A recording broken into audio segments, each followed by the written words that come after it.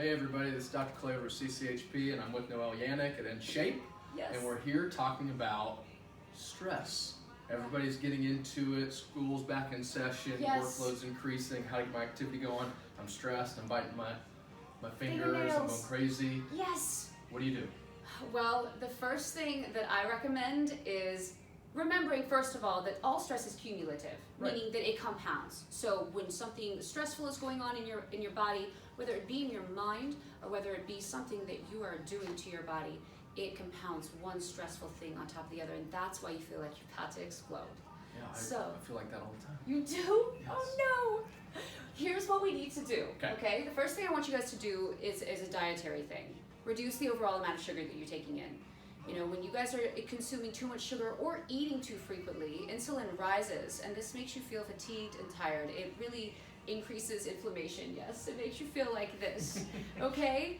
And we want to feel good and like alive and ready for what's ready in our lives, right? So sugar actually just gives you that initial spike and then brings you way far down. And again, causing inflammation in the body, which is what we want to stay away from. If your body is lending itself to repairing inflammation, lowering inflammation, then it's not lending itself to giving you energy and making you feel good. The other thing I want you to do is low impact workouts. Stay away from those cortisol heightening, high intensity workouts during stressful periods of time in your life. And Clay, what's Yeah, that's your actually, it's a points? good topic because I was going to talk about walking. Yeah. Because I was thinking, you go, okay, well, let's do some stress topics. I'm going, okay, I'm a movement specialist, right? So what kind of cool thing can I think of? And I went, wait a second, just walk. So right? good. I think somebody love said this the one. best remedy for a short temper is a long walk. Yes. So I should do those literally all the time. But I'm intense, and a lot of people are, and if they're not, Yes. they're kind of forced to be with American culture, right? Yes. So walk, literally. Why do we?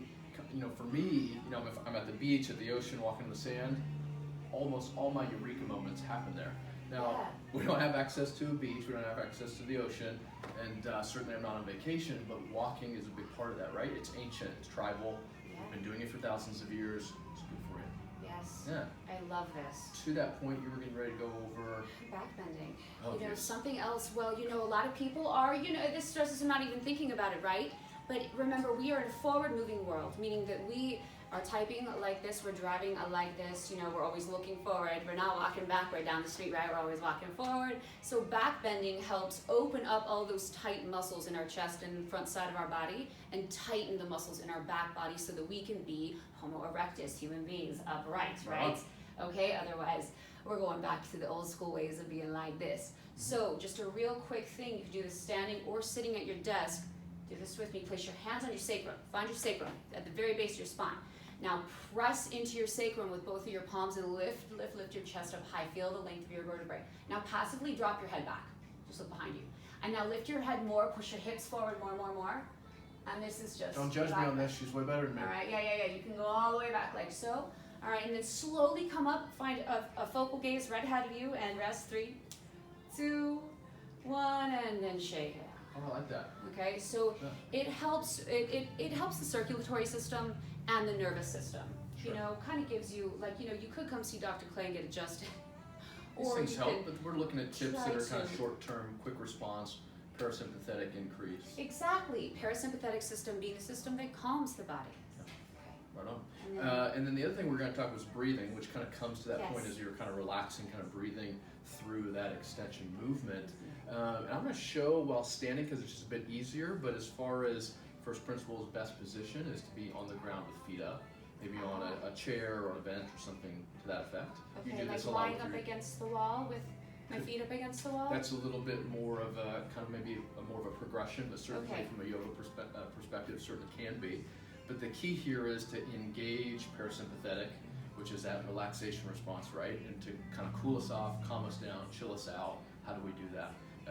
Key is breathing through your diaphragm, which I know you have a lot of meat on the bone on this, so we'll kind of just touch on it sort of topically. But diaphragm breathing is belly breathing. We want to lift through our belly and out through the sides, kind of expanding that cylinder. I know you're like, oh my gosh, you need to... I love it. And then the idea is while you're on your back, maybe you have your hand on stomach to make sure you're engaging through the diaphragm and bringing that belly out and not that chest up, right? So you're focusing here, not here.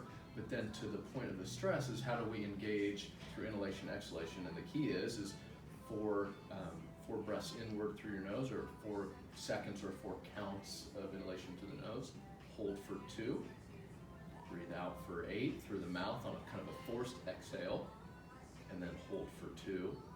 Repeat. So it's a 4, 2, 8, 2, and then repeat to kind of relax. I don't suggest this standing, especially when you're new to it. I would certainly lie down. That way, if you feel a little woozy, and sometimes it can give you that, drop in blood pressure and kind of relaxation component. So if you feel a little too crazy, we want to get you down to the floor. It's working, but we want you on the floor. It's incredible that just the breath can do that. And again, like Dr. Clay is teaching us right now, placing the hands on the chest and on the abdomen to make sure that we're not shallow breathing through the chest, that we are deep breathing, and that the belly is inflating as you inhale. That deep breath, filling up through the base of the lungs. Rockin'. We should have cut this into 4 just because it's like, these are some nuggets here. Yes, they These are. Good we nugs. could go on and on. These are good nugs. So use those. We'll try to split them up and then go from there. All right.